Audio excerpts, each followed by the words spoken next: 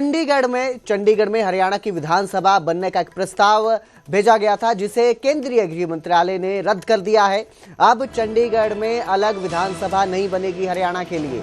इस प्रस्ताव को खारिज कर दिया गया है। नई परिसीमन को लेकर हरियाणा की तरफ से अलग विधानसभा की मांग की जा रही थी।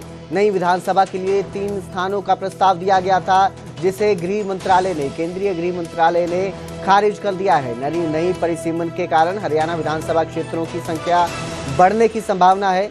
90 से बढ़कर 126 विधानसभा क्षेत्र होने की संभावना है। ऐसे में अलग से नई विधानसभा का प्रस्ताव भेजा गया था। 3 जगहों का इस प्रस्ताव में जिक्र किया गया था, जिसे केंद्रीय गृह मंत्रालय ने खारिज कर दिया है।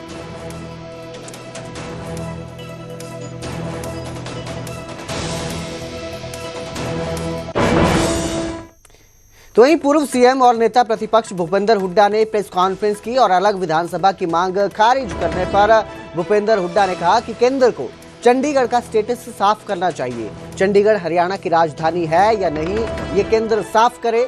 विधानसभा बनाने के लिए केंद्र कभी हाँ करता है, कभी ना करता है। इसलिए केंद्र से उन्होंने मांग की कि वो स्टेटस क्लियर करे कि हरियाणा की जो राजधानी है वो चंडीगढ़ है या नहीं, इस बात को क्लियर किया जाए। वहीं बास्केटबॉल खिलाड़ी की मौत पर भी भूपेंद्र हुड्डा ने दुख जताया और कहा कि हरियाणा में स्टेडियमों की हालत जो है वो बेहद खराब है। मृतक खिलाड़ी के परिवार को नौकरी देने की भी उन्होंने मांग की। इसके साथ ही वोट चोर गद्दी छोड़ अभियान पर उन्होंने कहा कि 14 दिसंबर को रामलीला ग्राउंड में बड़ी रैली होगी। केंद्र को चंडीगढ़ के बारे में स्पष्ट करना चाहिए ना। अब हरियाणा ये पहले ये बताया हरियाणा की राजधानी है कि नहीं है चंडीगढ़। अब चंडीगढ़ है तो हरियाणा में अधिकार है सब जगह, क्यों नहीं है?